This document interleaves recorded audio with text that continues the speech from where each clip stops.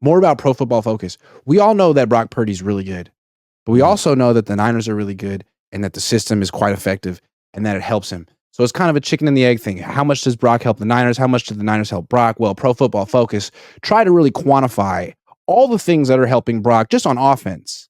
So in terms of the receiving core, everyone who catches passes, the Niners are far and away the number one graded team in the league at like over 91. The next best team is Miami at 85.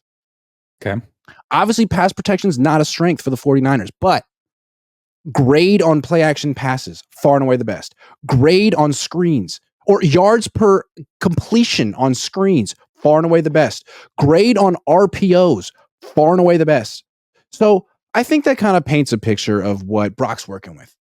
You know, he's got defenses, most defenses can't begin to take away all the things the Niners present and choose a couple and get gashed by, you know, where they're vulnerable, and Brock takes advantage.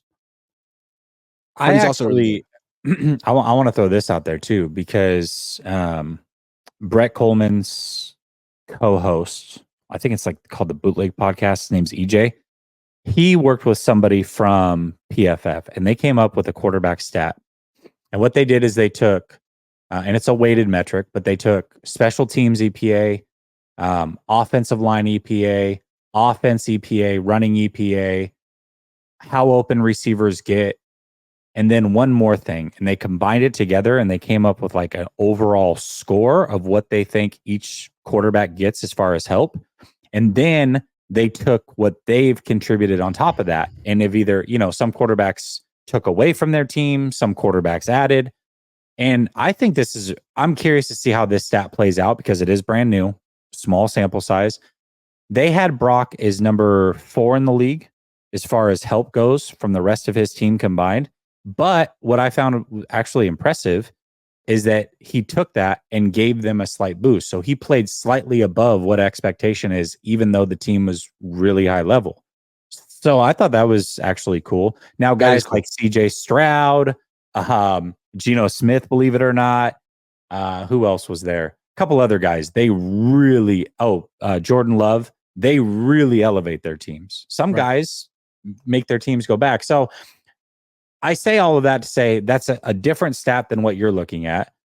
Both come to the consensus, which, I mean, come on, nobody's dumb here. We all know that he gets tons of help. The argument is, how much is he helping?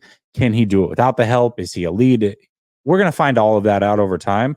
What I can say is that, yes, it's obvious he gets a lot of help, but he's helping too. He's contributing. He's not just a part of this thing where he's along for the ride completely. There are times where they've needed him to step up, and he's stepped up. Unlike somebody like Tua, who I don't know if he's ever stepped up in a big-time game against a big-time team in his whole career yet. I was going to say Jimmy. Like, Jimmy had the same advantages, the same help on screens and RPOs and play action and the same supporting cast. Or, I mean, he didn't have McCaffrey for that long, but he had a great supporting cast. And why is Brock so much better? Well, with this weak pass protection, you have to be extremely smart pre-snap. You have to be able to read defenses quickly and be decisive, get the ball out of your hands. And when you can't do that, the other 20% of the time, you need to be pretty elusive. And Jimmy was none of those things. He wasn't decisive. He wasn't elusive. He would freeze and throw the ball up for grabs. We don't see that from Brock. So he's a good fit. He also plays for keeps. He plays to win. And I always felt like Jimmy played to not lose.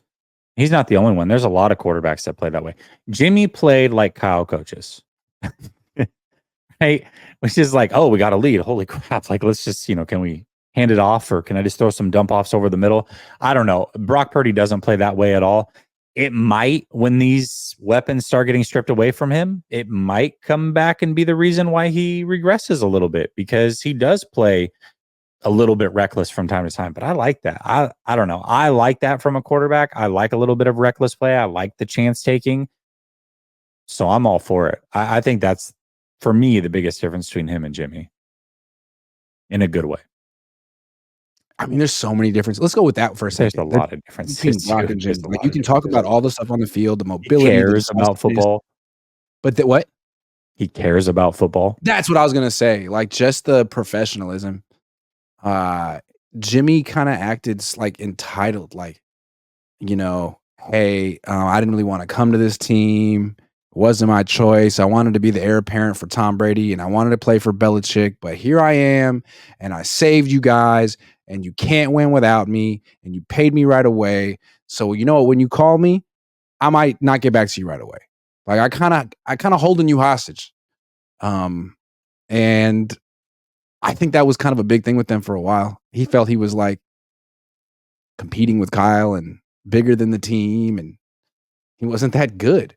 And now you have someone who's like objectively more skilled, more athletic, younger, better, and he's like fully invested. He has the temperament of a franchise quarterback, which is 45, kind of nerdy, workaholic, not in the spotlight.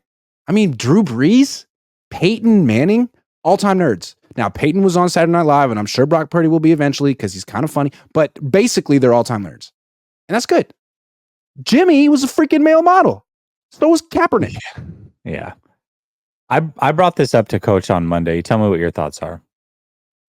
We can have debates until we're blue in the face about what Brock Purdy's ceiling is. Right? And there's going to be major disagreement there. But let's take what the actual ceiling is out of the picture because nobody truly knows.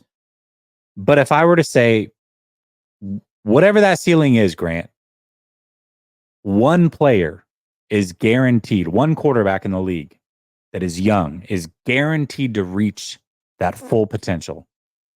I'd bet almost everything I own on Brock Purdy. As long as he doesn't get injured, which you can't control, I just feel like he's going to reach whatever that potential is. Maybe that potential is a top 8 quarterback. Maybe it's the best quarterback. Maybe it's a top 15, whatever it is. You're not going to have him fall short because he didn't give 100% effort. And I always felt like Jimmy, there was always something to be desired from him. Always. What's crazy though is Jimmy was making what?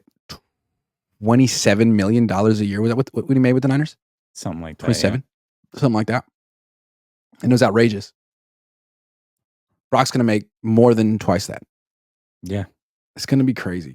And as good as he is, it's hard for any quarterback to justify it. So, but that's way down the line. Because to bring that full circle, once he's getting that, eventually like the receiving core that's number one isn't going to be number one. No, it just won't. Not even close. But do you agree with that sentiment? Do you agree with that sentiment that he's whatever the ceiling is, that barring injury, he'll probably reach it? For sure. The only thing is like there's going to be probably other receivers quarterbacks who are around his age who are more talented than him that also will reach their ceiling.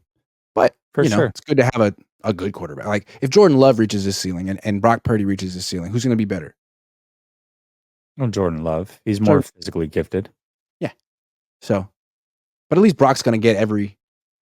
But like, okay, I'll give you an example. Trevor Lawrence, and this is perfect because he just got paid. If Trevor Lawrence reaches his ceiling, of course he would be. But I mean, I trust Brock at this stage more than I do Trevor Lawrence. If I was betting on one of them to be better long term, I would probably bet it on Brock. I just feel more comfortable. I feel like it's a safer bet at this point. Yeah, I don't know that he's necessarily better physically, but Lawrence just got paid a ton of money without having to actually prove anything. He's still coasting off his reputation from college. He is. So yeah, I agree with that.